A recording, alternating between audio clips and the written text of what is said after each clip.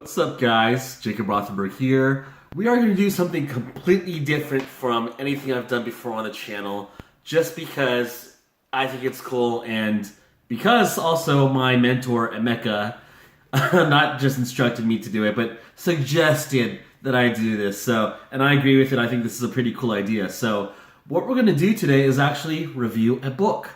So, for the past month, I've been reading by John Maxwell, The 5 Levels of Leadership. And the reason why he had me read this book is because, I'm in this space now on the internet where I have my own YouTube channel. Potentially, currently people look up to me. Potentially, people will be more so looking up to me or maybe even relying upon me more for making their goals happen with, achieving an online income with a full-time business online, whether it's Kindle publishing or whatever else can come up. And it's good to always level yourself up when you are just needing to make it up there in the ladder, because you can have a very limited mindset and be capped at a certain income. I'll be candid right now. I don't want to give my whole life story out, but I did start college at a young age, at 11, believe it or not. I graduated when I was 16. And a lot of that was due to not just mindset, but I have to concede a little bit of it is also talent. And I guess mentally I have certain talents with analytical ability or being able to come up with creative strategies. And that's gotten to me where I am right now, where I can rely on just my pure talent and make it to 10,000 a month, 12,000 a month. But when it comes to the higher levels of income possible that you can earn with a business, unless you're super, super, super, super talented, which I'm not, you're going to be capped at a certain income. So will my raw talent alone be able to carry me towards an income level of 50,000 a month?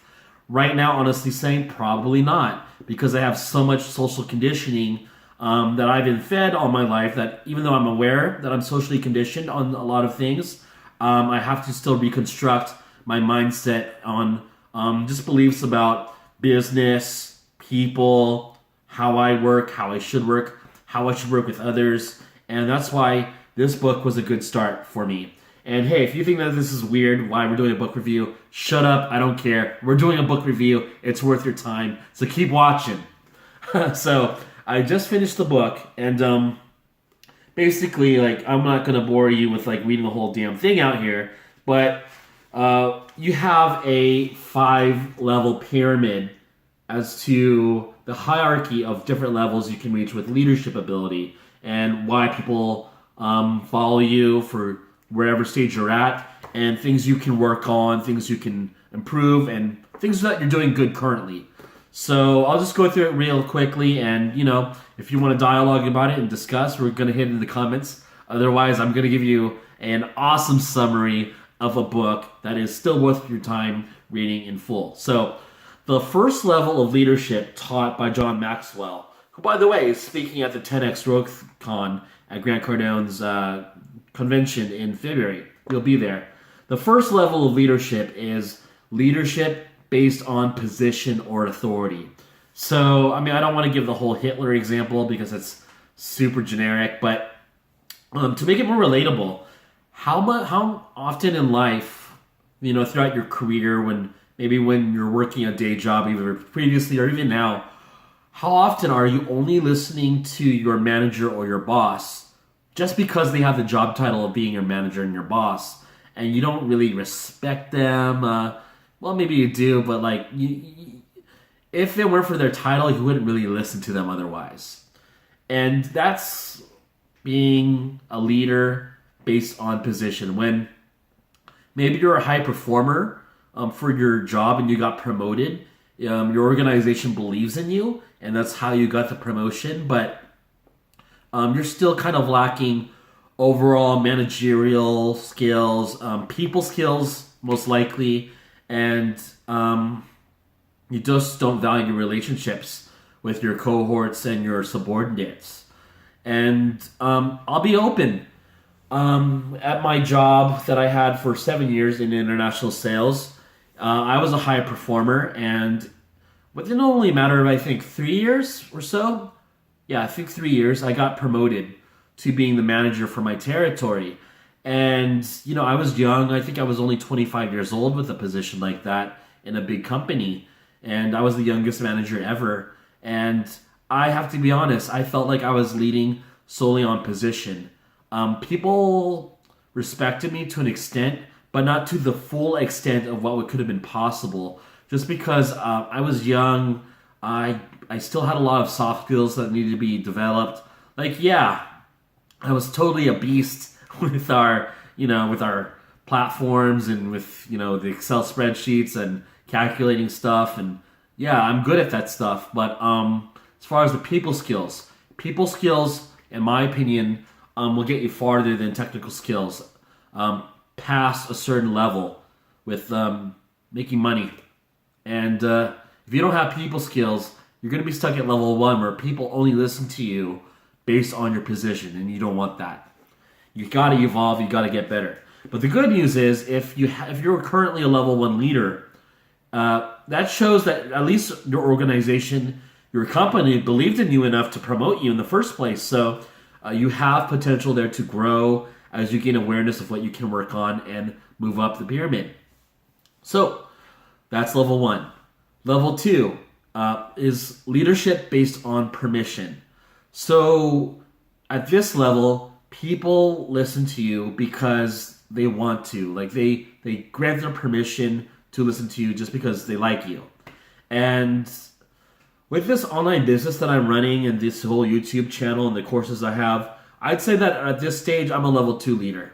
So, I really value the relationships that I have with everyone, whether it's, my mentor or mentors, my network that I work with closely day to day with Kindle Publishing.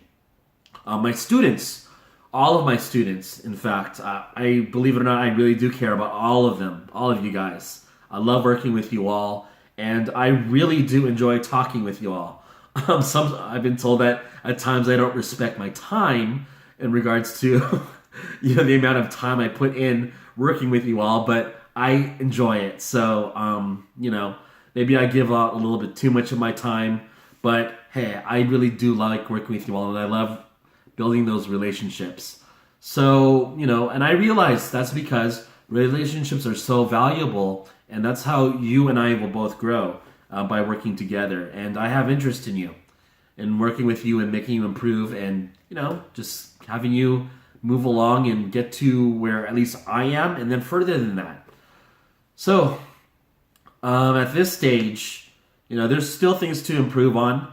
Number 1 is just, I don't think this is a problem of mine. I thought maybe it was, but I've been told it's not.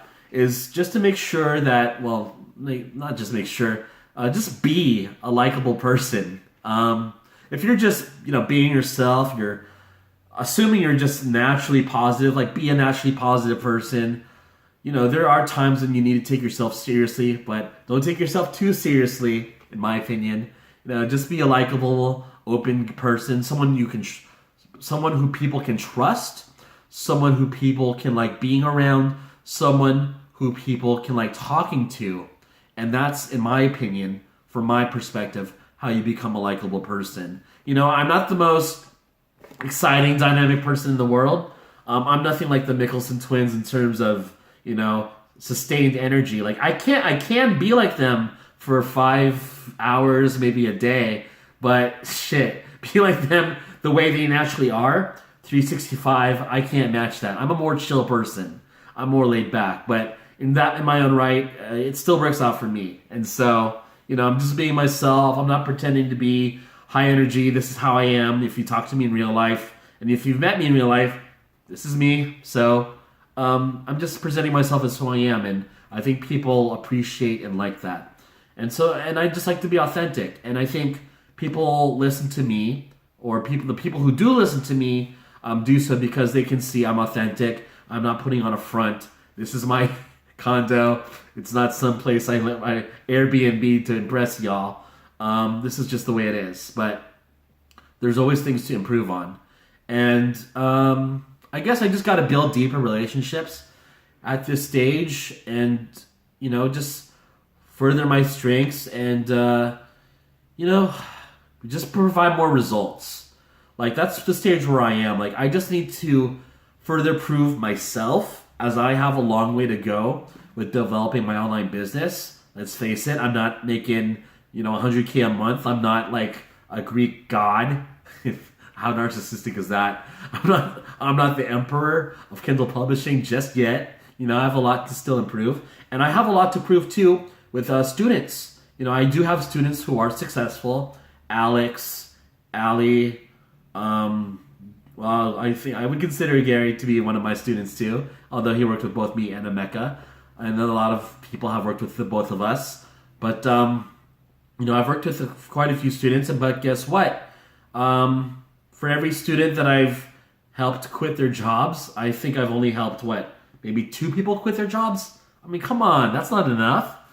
Like, we gotta help 100 people quit their jobs, and eventually 1,000 people to quit their jobs, because I was able to help them in either part or full with starting an online business. So, that's what we gotta work on furthermore, is providing results, delivering the testament to the world about what we can do and what we're willing to do to get you to the next level. And speaking of the next level, that's level 3.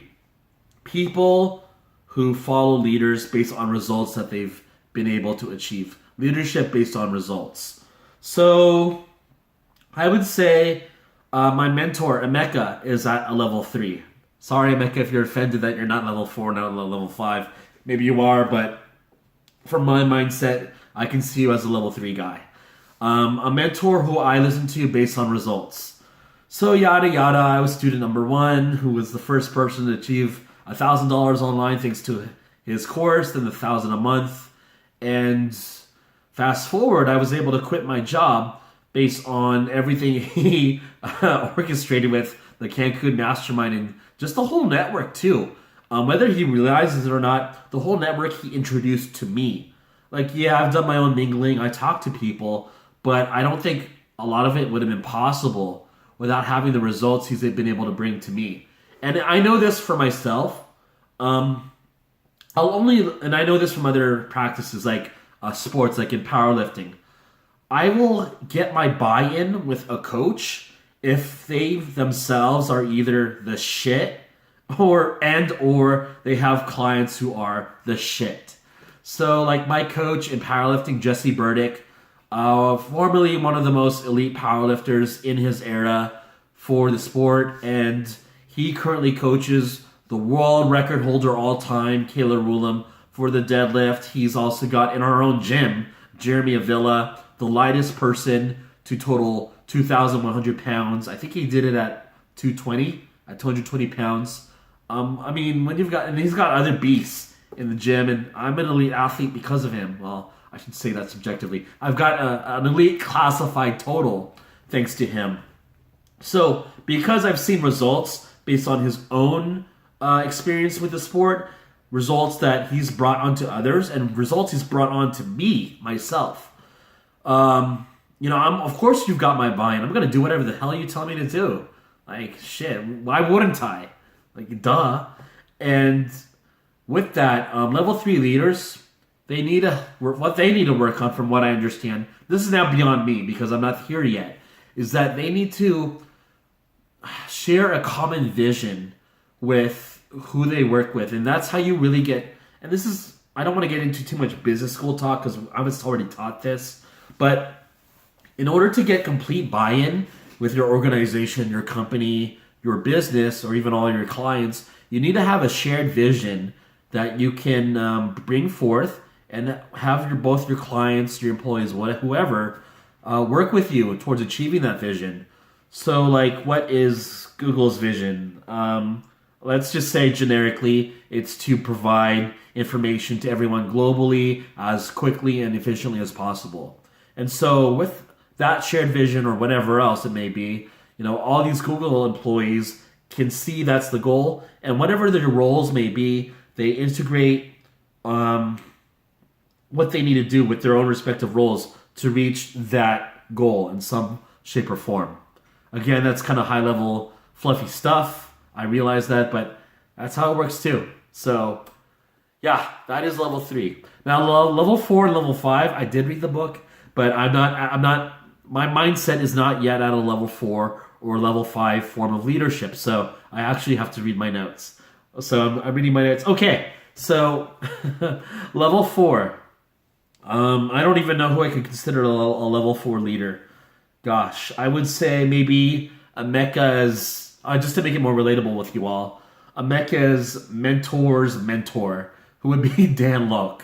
If you haven't watched Dan Lok, he is a multi-millionaire who started from basically nothing through affiliate marketing, network marketing, and internet marketing in general.